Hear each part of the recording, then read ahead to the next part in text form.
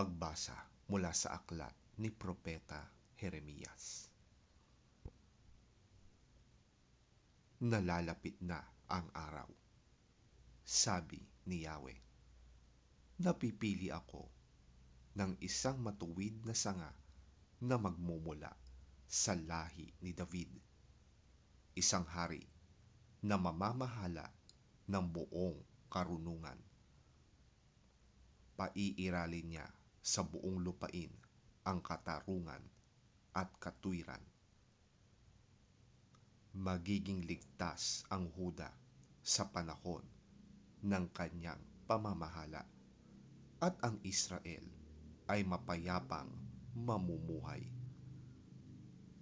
Ito ang pangalang itatawag sa kanya: si Yahweh ang ating katwiran. Ang sabi ni Yahweh, tiyak na darating ang panahon na ang mga tao'y hindi na manunumpa ng ganito. Saksi si Yahweh, ang Diyos na buhay, na nagpalaya sa Israel mula sa Ehipto.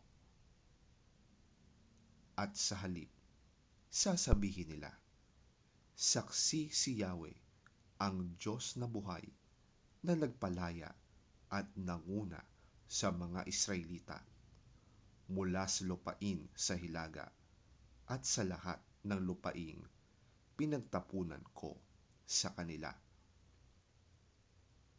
Babalik sila sa sariling lupa at doon muling mamumuhay.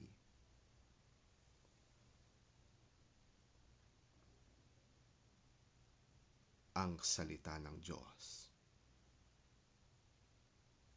Salamat sa Diyos.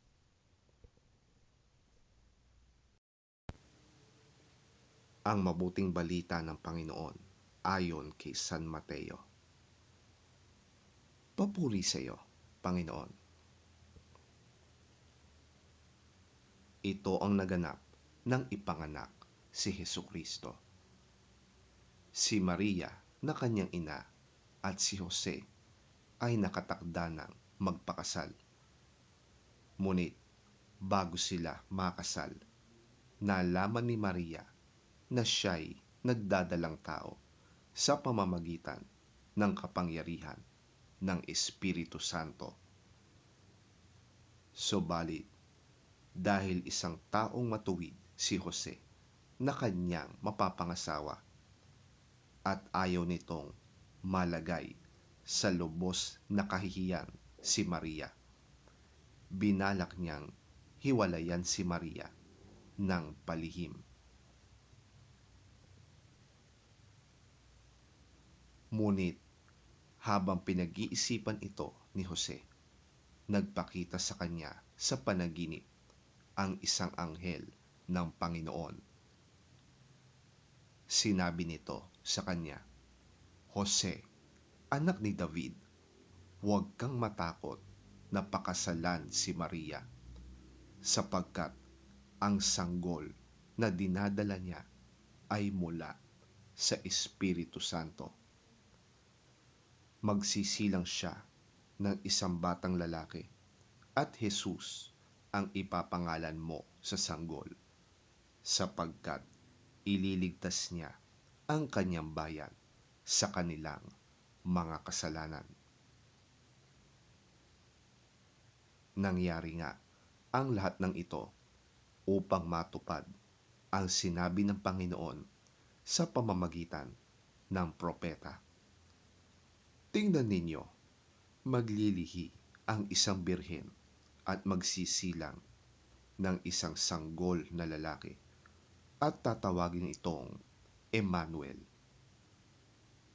Ang kahulugan nito'y kasama natin ang Diyos.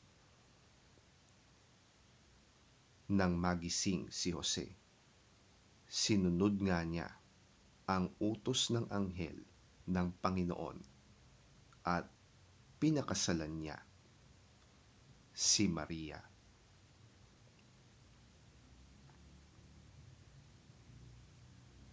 ang mabuting balita ng ating Panginoon.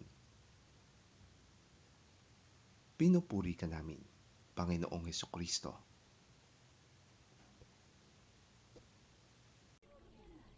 This is how the birth of Jesus Christ came about.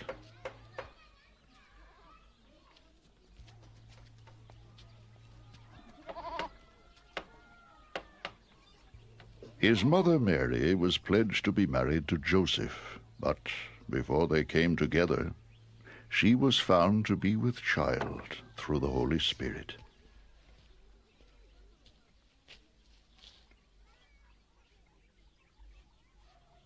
Because Joseph, her husband, was a righteous man and did not want to expose her to public disgrace, he had in mind to divorce her quietly.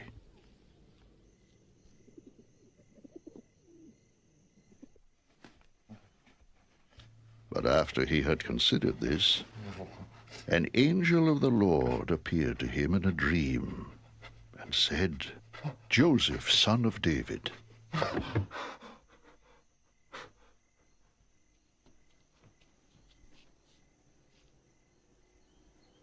do not be afraid to take Mary home as your wife, because what is conceived in her is from the Holy Spirit. She will give birth to a son, and you are to give him the name Jesus, because he will save his people from their sins." All this took place to fulfill what the Lord had said through the prophet. The virgin will be with child and will give birth to a son, and they will call him Emmanuel, which means God with us. when Joseph woke up, he did what the angel of the Lord had commanded him and took Mary home as his wife.